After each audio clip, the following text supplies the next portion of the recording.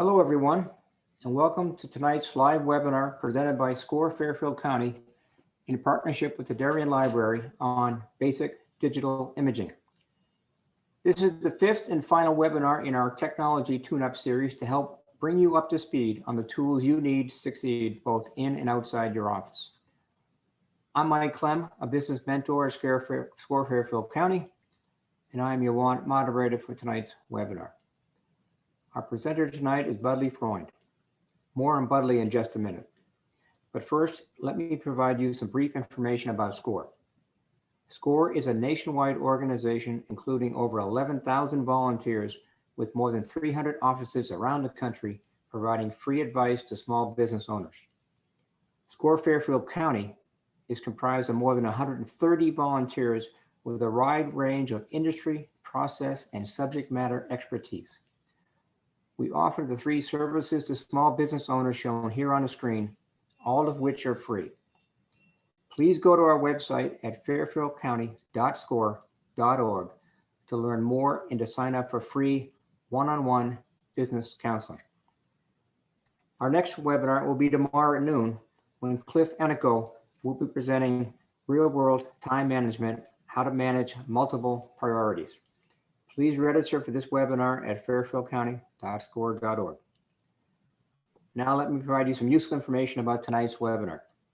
If you have a question during the presentation, please use the chat window at any time. It's located in the lower part of your screen. We will be monitoring your questions, and we have set aside time for Q&A at the end of the presentation. Our webinar will end sharply at 7 p.m. to respect your time. The session is being recorded, and the link to the recording will be available at fairfieldcounty.score.org and darienlibrary.org within the next couple of days. It's now my pleasure to introduce our speaker for tonight's webinar. Freund has been self-employed for 40 years.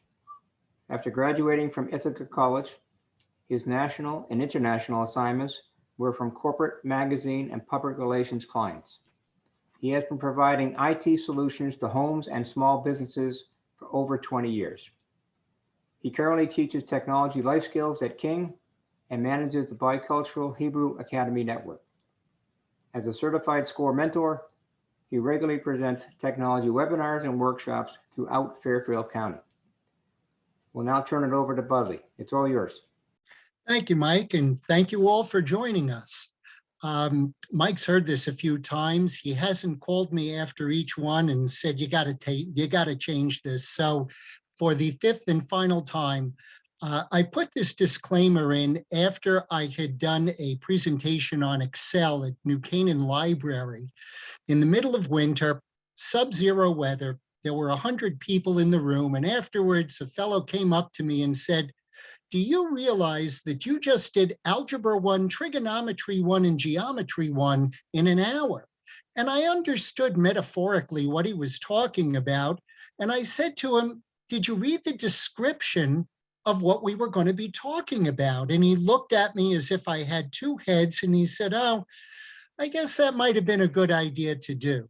So before my next workshop, which was going to be on mail and email, I put in this disclaimer and thought I'd recount the story, which I did. And as my co-presenter was talking about email a month later, somebody raised their hand and said, why are you talking about mail? And I've never seen a room full of people all in unison lift their heads up and turn simultaneously in that I don't believe what I just heard kind of thing.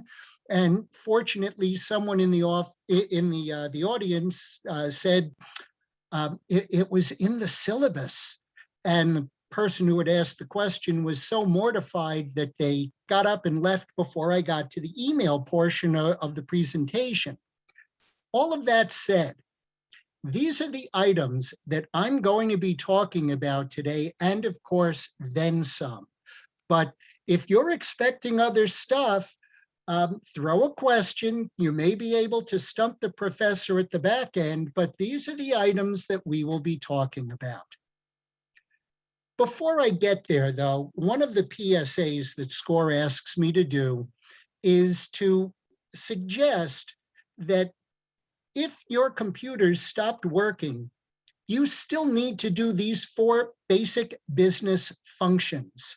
And if you take away nothing else from tonight's presentation, please think about how you would do these 4 items, whether it's from your phone, a tablet, an old computer, your kid's computer, doesn't matter.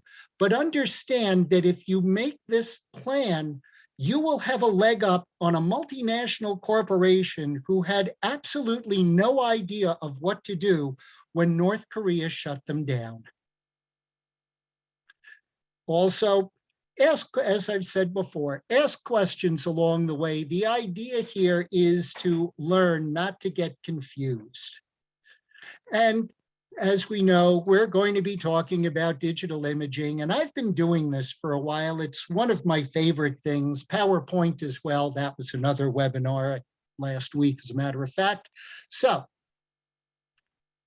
first thing I want to do is give you a quick history on digital imaging, because it's really rather fascinating, and quite frankly, you might have paid for it.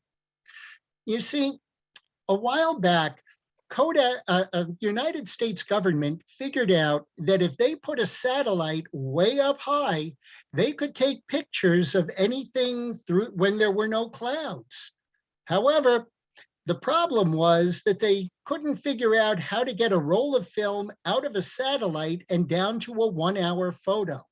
So they commissioned Kodak to figure out how to make digital images. Tax dollars asked Kodak to make digital images, and Kodak held the patents on all of the digital imaging stuff. However, the problem that Kodak ran into was that their cash cow was film and paper. And they understood that if they started to do this digital imaging thing, their film and paper business was going to go away. Unfortunately, once their patents ran out, they were right. And understand that the growth of digital imaging has been so extraordinary. Apple, in their photo filing, had no idea of the number of pictures that people would be taking. Companies that thought that digital imaging was a neat thing to get into understood that not only were they going to have to create a really extraordinary camera with a lot of bells and whistles, but eventually the camera that was in your smartphone was going to have an incredible capability. And I will show you in just a little while how good that camera in your phone actually is. Nikon, as you know, moved into the digital imaging world, and Hasselblad, and inexplicably, it's like tens of thousands of dollars. You can buy a Hasselblad camera that will take a digital image. Not sure that you need to unless you're going to be making billboards, but you can do it. So there are 2 analogies I want you to keep in the back of your head. The first one is this analogy of a lump of clay. And the other analogy that I'm going to use a lot is about pizza dough and stretching it. But once upon a time, Kodak had this wonderful product called a photo CD. And from a single scan of a piece of film, they created multiple files in multiple resolutions for multiple uses. Then they went on to the Pro CD, which would give you a 72 megabyte file. Now, just to sort of keep things in perspective, understand that the Old Testament Bible is 1.6 megabytes. So when you start to talk about a 72 megabyte image file, and understand that a digital image is nothing more than a whole lot of zeros and ones, 72 megabytes is a pretty big file. Let's start to talk about what you can do when you start to get into the different worlds that use images. In the world of print, you only need just shy of 5,000 by 4,000 pixels, a 54 megabyte file, which will give you these various results. A 16 by 20 at 300 pixels, dots per inch, DPI, dots per inch. That's the lump of clay. If you start to flatten it down to 128 dots per inch, you can get a 38 by 30 sized image. And if you flatten it even more, you can get 68 inches by 54 inches at 72 dots per inch. Now, 72 dots per inch is screen resolution, computer screen resolution, which is why you can make a very small file. And my image screen here is 800 by 600. And that multimedia file only has to be about 1.5 megabytes to get full screen. Multimedia started to reduce file sizes. It's one of the things that helped it to proliferate. And then you get to the internet, and where a 300 pixel by 240 pixel image by 72 dots per inch is only 211K. The files keep getting smaller and smaller so that they can move farther and faster. So there's lots of different file formats, and I am not going to overtax you with it, but it's important to understand that when you work in Adobe Photoshop, they talk about channels: red, green, blue.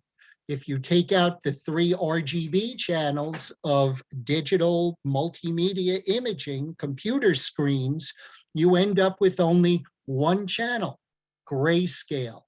When you go into print, you end up with 4 channels: cyan, magenta, yellow, and what's called key or black.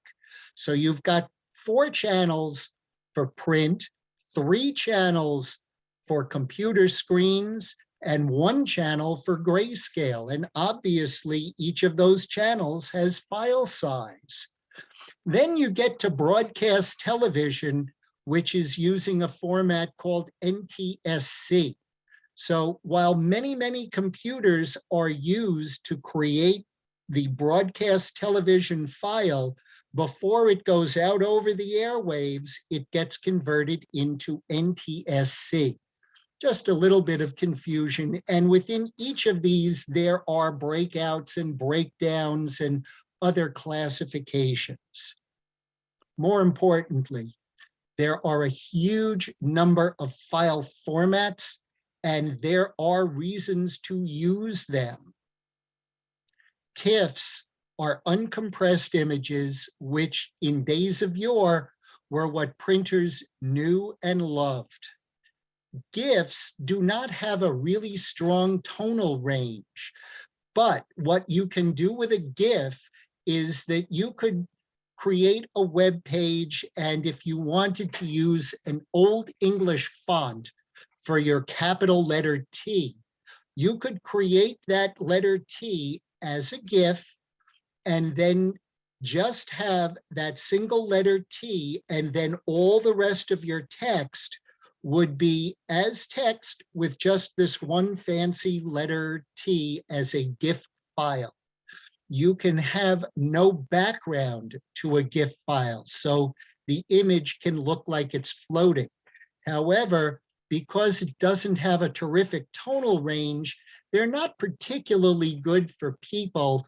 And while you can use them for animation, animated GIFs, they're not always particularly good in, as I said, the tonal range. JPEGs are known and loved in the world of the web because you can compress them and you can make them really small files with a decent tonal range.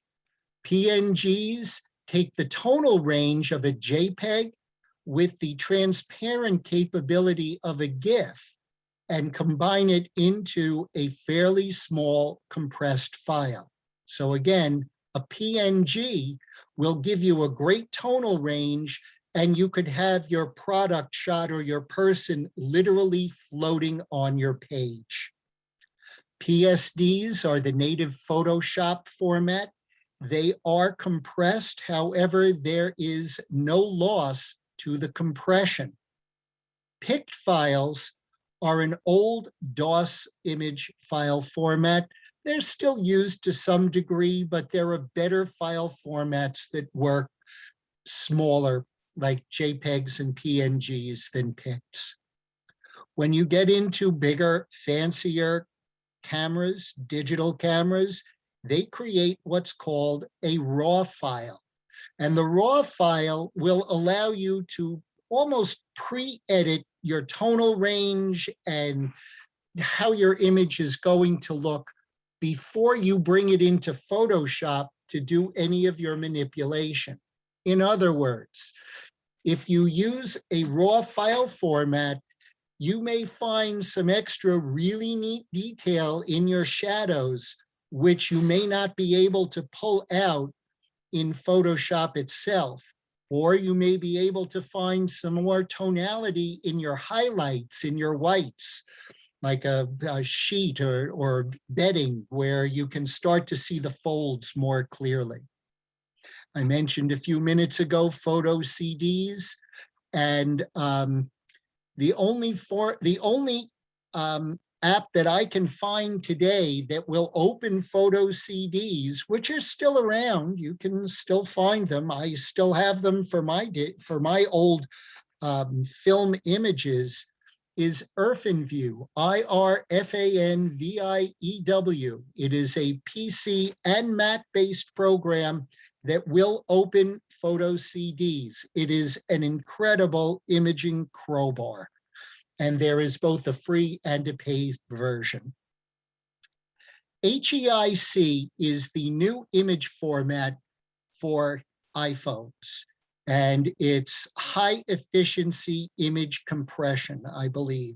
And it does make a really small file. It's supposed to be, quote unquote, better than a JPEG.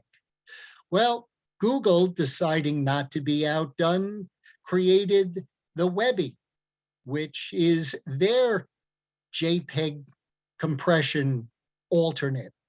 And again, slightly smaller file, and it'll open up in any browser.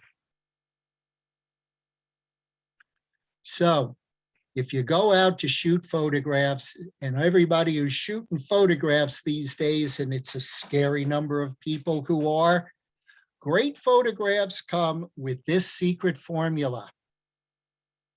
Get up early, stay out late. Go out in the summer when it's hot, go out in the winter when it's cold. You don't get sunrise in the middle of the day. You can't bring back this image if you don't get up at about 2:30, 3 o'clock in the morning in Stamford to drive to New Jersey so that you can bring back this picture. Yes, I took this.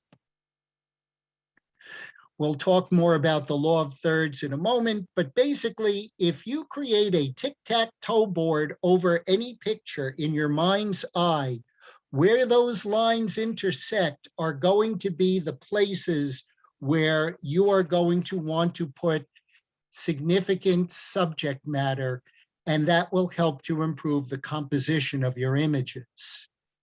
Now, your eye, and scientific studies indicate this to be the case, your eye starts in the bottom left corner of an image and makes a full circle going up, going across, and going down. That's the way your eye travels around an image.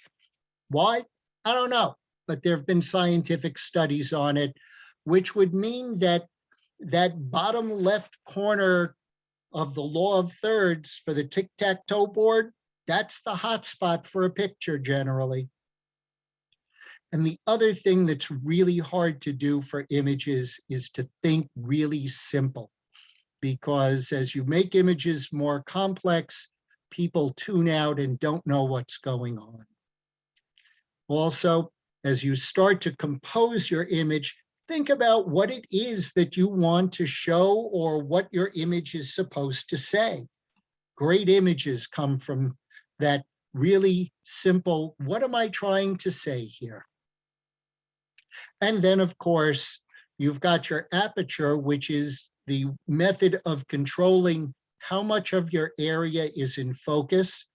The wider your aperture, the less area in focus. The smaller your aperture, the more depth of field you have. Somebody can be in the foreground and your background will be in focus as well. Shutter speed. The slower your shutter speed, the harder it is to hold your camera steady. However, if you want to photograph race cars at a slow shutter speed, they look really cool when they're blurry. And as your shutter speed gets faster, you can stop action better. And of course, portable daylight is flash. Cameras have them built in, smartphones have them built in. As you start to get more elaborate, that daylight, that portable daylight, you can balance with the sun so that you can have what's called fill flash. So somebody could be backlit by the sun, and with a flash turned on, they won't look like a silhouette. You'll be able to get their face as well. Now, I recommend for screenshots a piece of free software called PicPic, which is available as a download on the PC side of life.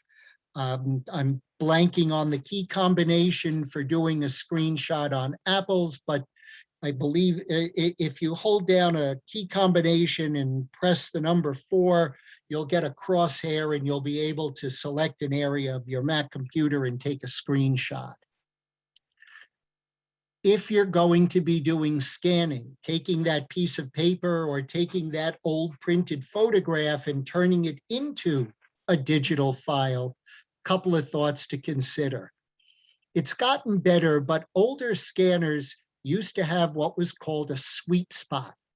Not everything from the top end to the bottom end, corner to corner on a scanner would render an absolutely perfect image unless you preheated that scanning light inside of the scanner so that you basically threw away your first scan and then went back and did your second scan.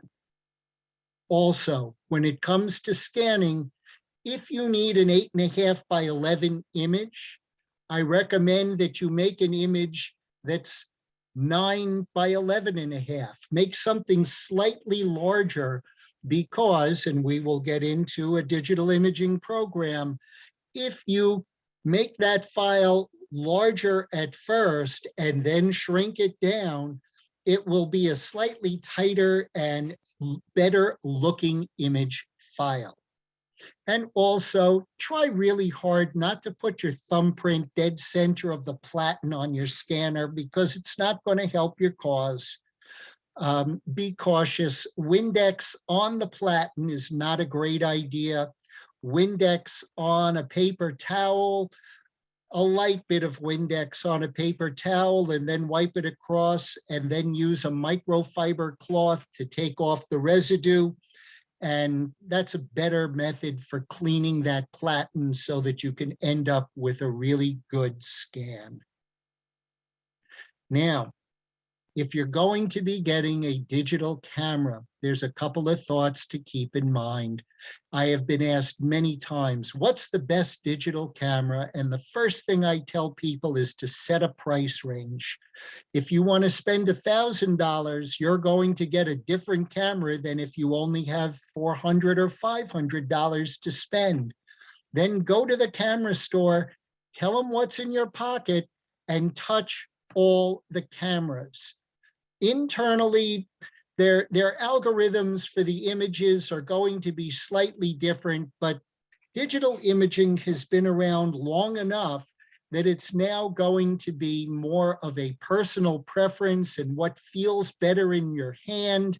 And when you look at all of those buttons that are all over that camera body, You may want to ask that salesperson if they're going to be giving you a pair of tweezers or some sort of a little punchy thing so that you can tap them if your fingers are thick, because all of the controls, the smaller the camera, the smaller the controls.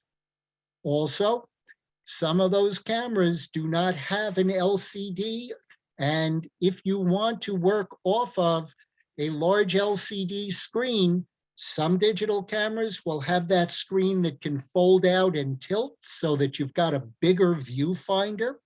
Others have a very small LCD screen. So touch the cameras in the price range that you want to go to.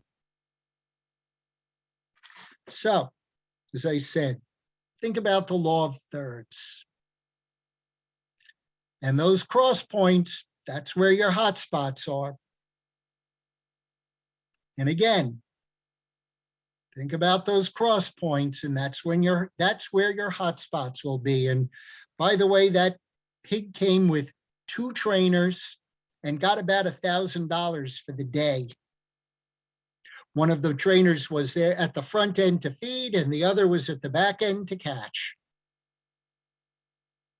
So when it comes to digital images, there are 3 C's: crop, cook, and clean. You want to crop your image first because that's going to make your file smaller. In other words, if you've got some edges that you want to take out, or there's stuff in the picture that you don't want to have there, crop your picture down to the size and the image composition that you want. Now you have a smaller file to which you are going to cook and sharpen that image. In Photoshop, the command is called unsharp mask. And offhand, I can't remember which pull-down menu it's from. I believe it's in filter, sharpen, unsharp mask. And in the official phrase, it is masking the unsharpness of the image. In plain English, unsharp mask is kind of like the old days when you'd have a 20 slide sheet of pictures that were in a notebook, and you would take a single image out of that slide sheet, and now you weren't looking at it through plastic, you were just looking at the image. That's kind of what unsharp mask does. It takes the image out of the plastic and makes it look a little bit cleaner. And then, of course, the cleaning of the image. In the days when we would shoot photographs and scan them, the scanner might leave a few artifacts. There was always some schmutz. That is a technical photo term, by the way, schmutz. You would need to retouch that out. In today's world, if you don't keep your digital camera clean, you could get schmutz in your digital image as well. And that's what you would want to Photoshop or retouch out. Now, I want to try to explain the fact that your phone, your smartphone, has a camera that will create an image, that's yours truly, holding up a 3-foot by 4-foot image that was created with an iPhone. That same type of image can then be put onto leggings. And with the software that's available inside of your camera, inside your smartphone, you can do all kinds of manipulation before you even send it out for printing. And of course, it's important to understand the downside to what is going on with all of these digital images. The larger a file you post online, the more capability somebody has. The smaller the file you post online, the fewer the files you post online, the less this becomes a problem. Now, the easiest way to think about layers of a digital image is to think about sheets of paper in a notebook. And depending upon how you cut those sheets of paper, you will see things underneath or you will see things on top. You can also adjust the transparency of a layer so that everything shows through. That's about the easiest way to explain what layers are and how they work.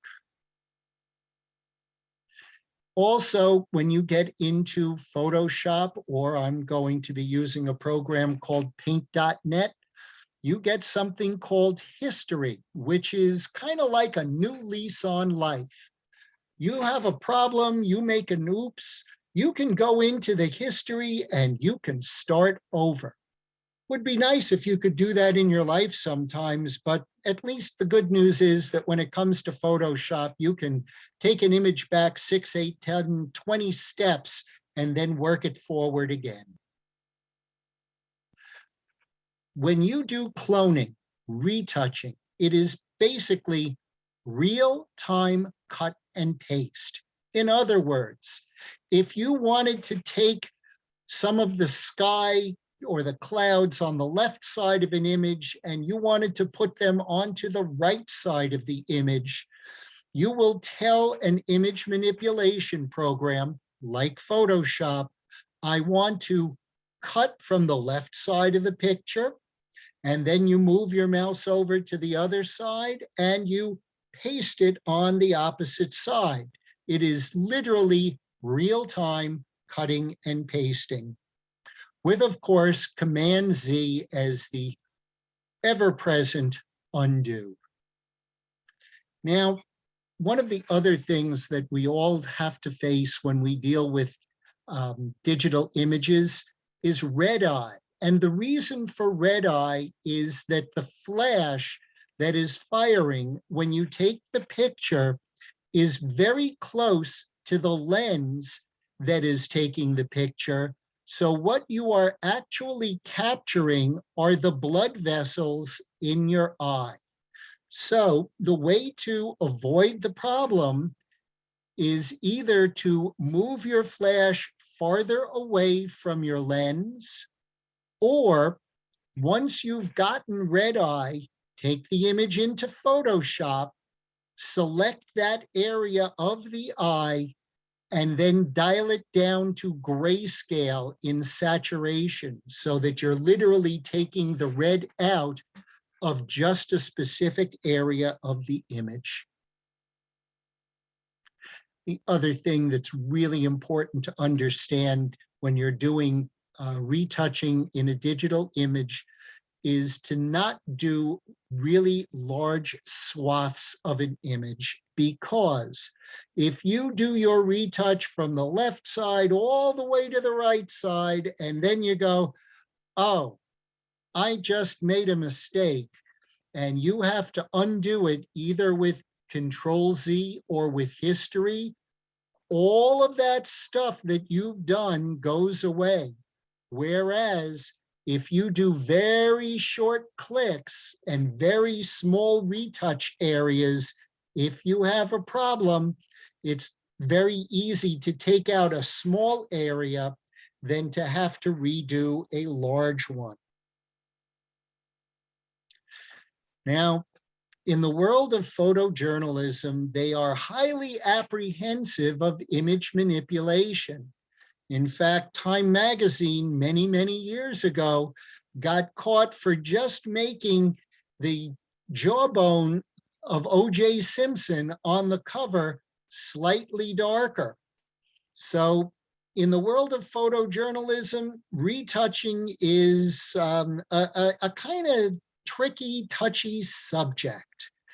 In my own experience, I went to see a photo editor who said to me, because of your ability to retouch images, you're an unethical photographer and couldn't be trusted to work for me. And it took a while to realize that ability has nothing to do with ethics. But in those days, you had editors who were just incredibly gun shy. Now, when you take an image, it is not necessarily always going to look the same as what you see with where you want to put it. So what you see is not necessarily what you get, particularly when you go from shooting a photograph, which is reflected light. Your camera captures light reflected off of things. And then when it goes onto a digital image onto your computer screen, it is now projected light. And the projected light is a different style of light. It won't look the same.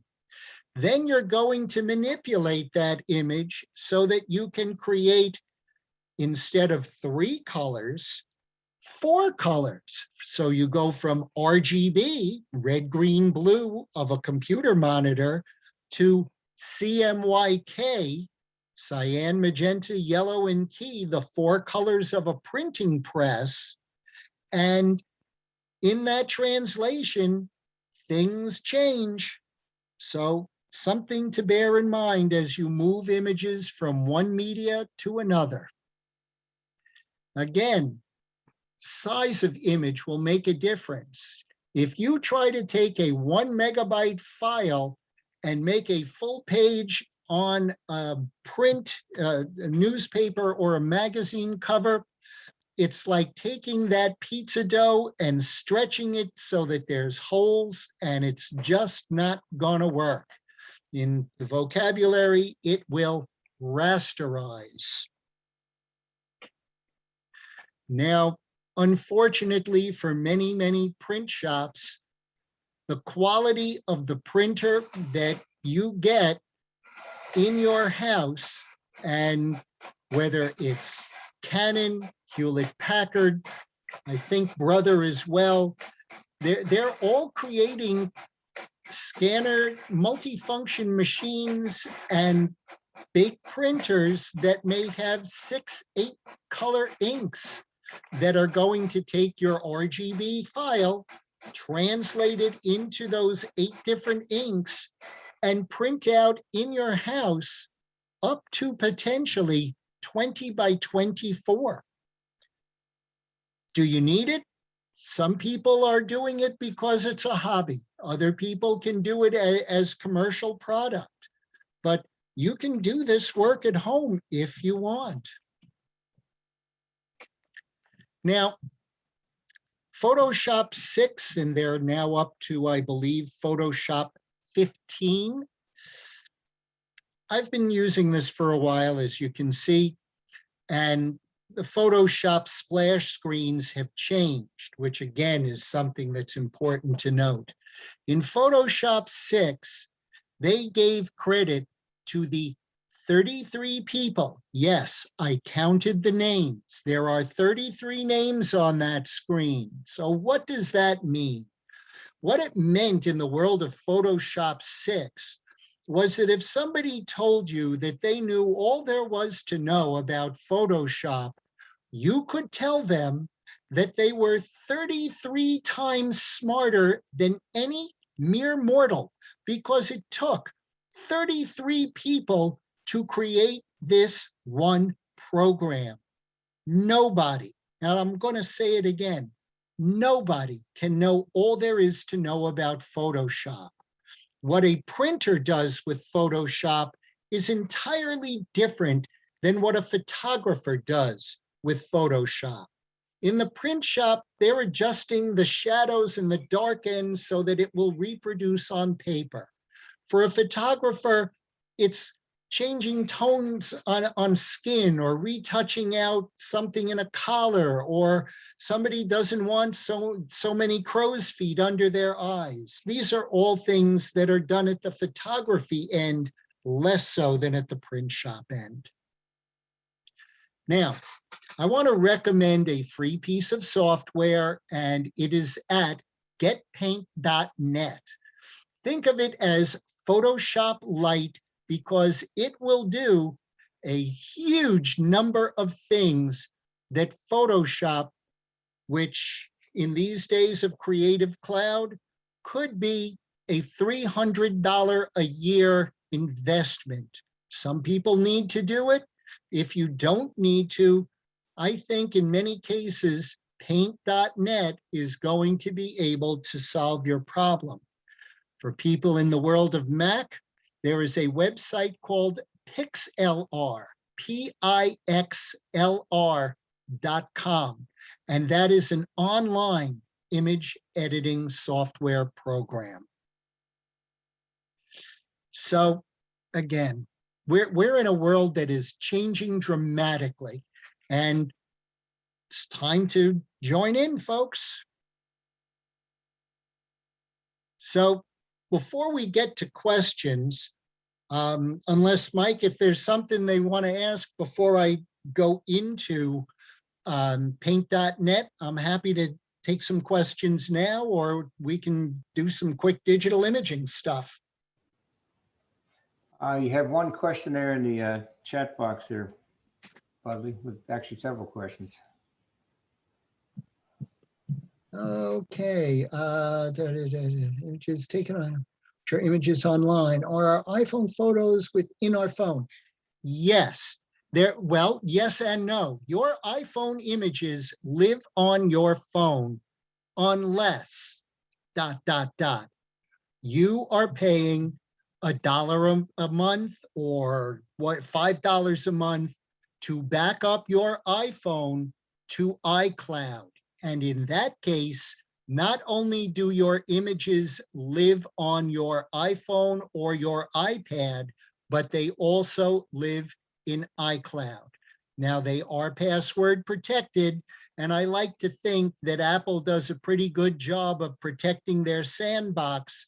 But if you're doing backup to iCloud, yes, they also live online. Please open for stealing. Raises concern about seeing iPhones make millions posting to. Okay. Well, if it goes online, it is in the public domain. If you post stuff on Facebook, people can do screenshots. They can take your images. Proceed cautiously with that kind of thing. There is a question in the Q&A. Let me see if I can get to that. That's the same one, Budley. Oh, okay, very good. Then let me see if I can get over to Paint.net. Let me, there's my mouse. Okay, this is Paint.net. And I'm going to go and I am going to open an image that I took a while back. First of all, and I've used this a number of times in discussing digital imaging and photography. It is really cold when you shoot this photograph because to get the lights on in the building and the sun going down, it's going to be around 4:30, give or take. And that doesn't happen until late November and December. So your fingers start to look like Smurfs. Now, as I said, we're going to do the 3 C's in a kind of rough fashion because it's not so easy on the fly. But we're going to do our crop.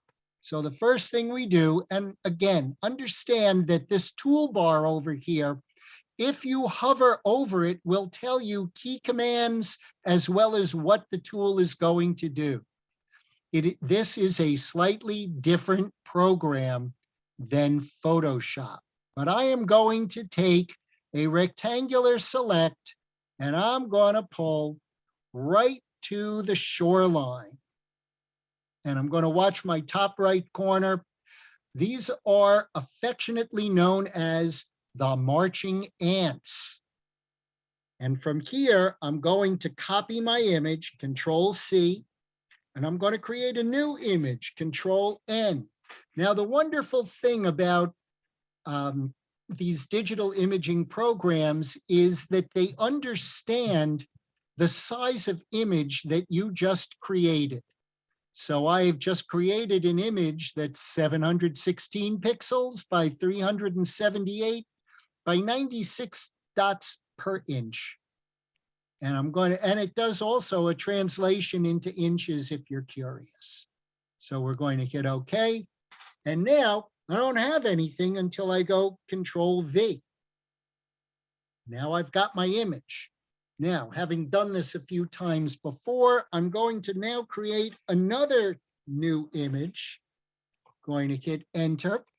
And now I'm going to paste it into here, but I'm also going to go up to Image, and I'm going to flip it vertically. So I now have it right side up and upside down. Now, I think up at the top here, you can see that I've got my images available to me.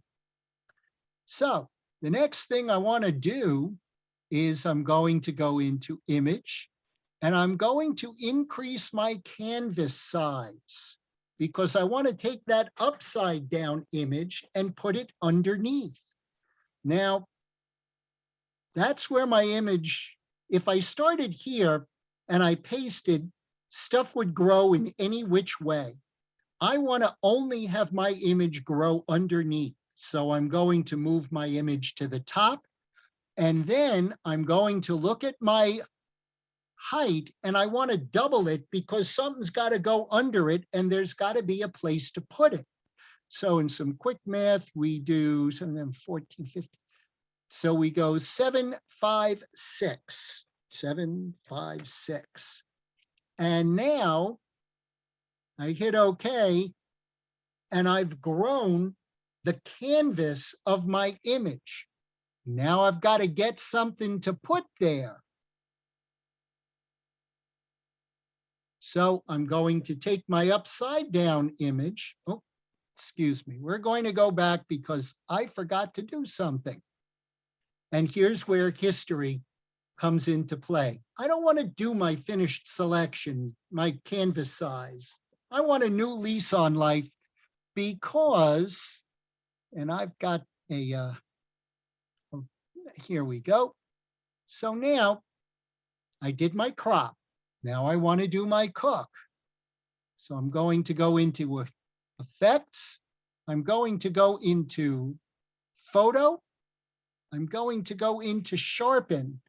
And now watch the crispiness of this image as you dial up what's going on.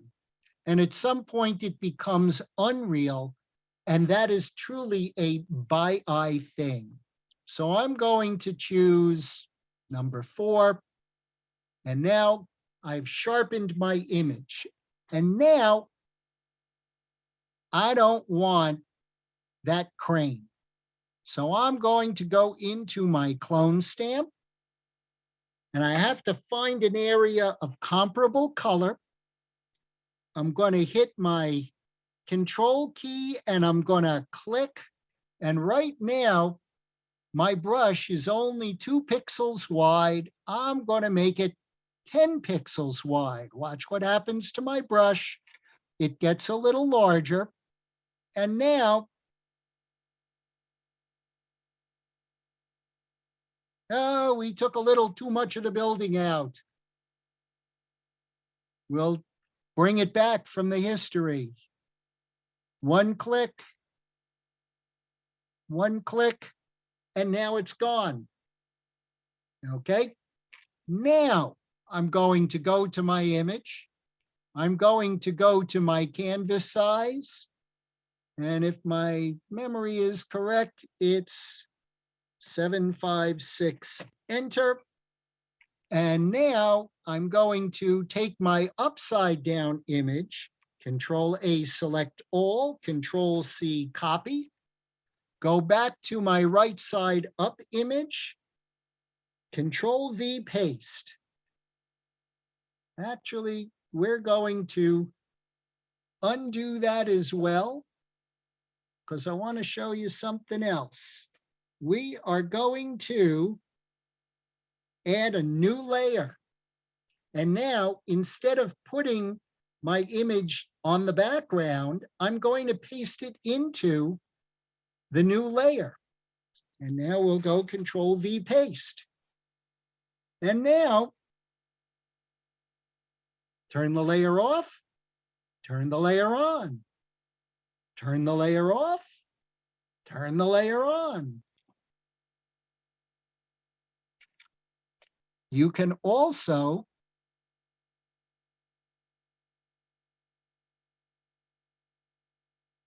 drag it down, but by mouse, it's not as accurate as if you use your arrow keys. And now I want to, because reflections are never the same, we're going to make it a little less bright. We're going to make it a little less contrasty. And we're going to click OK.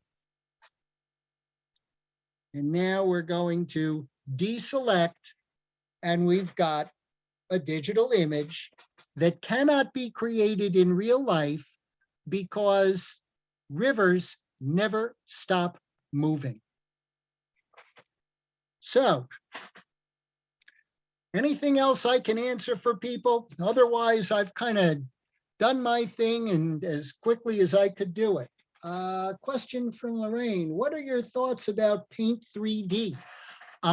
Truth be told, I've never used it. And here's another thing that I've talked about in other webinars that you may want to consider.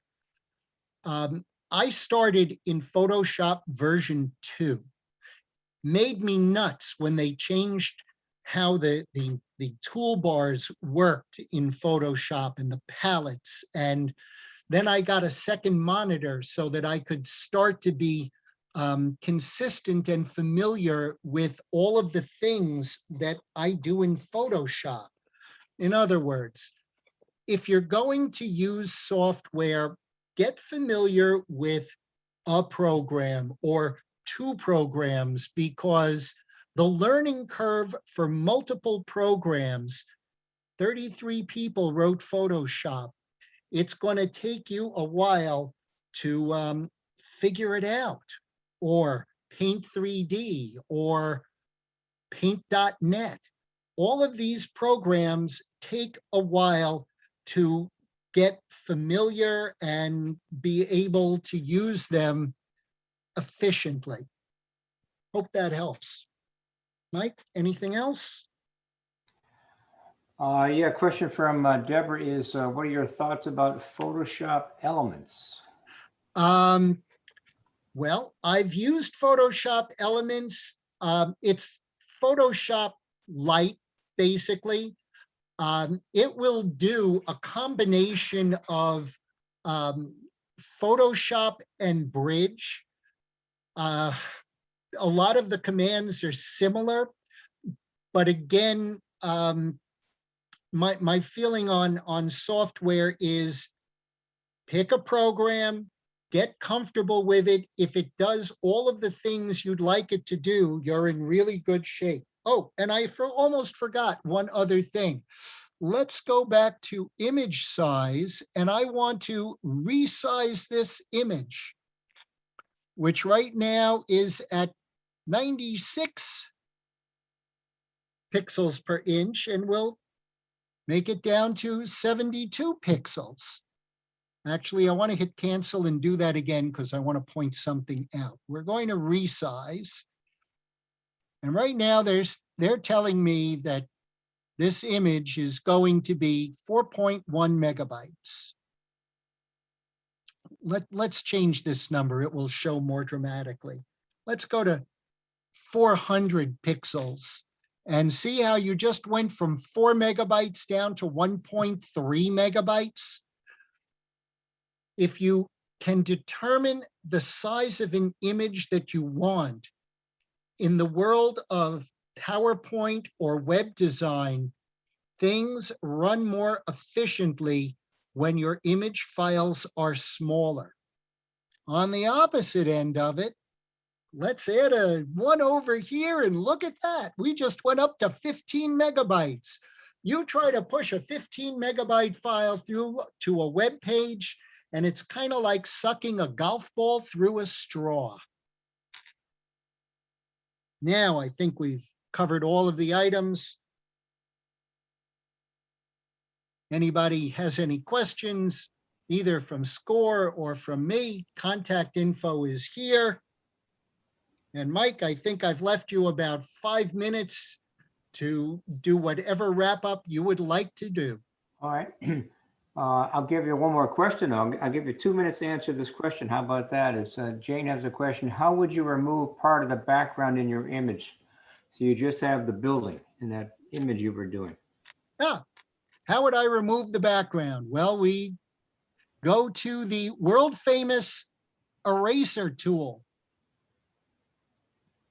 And we'll cut a pretty wide swath so we can see it going around.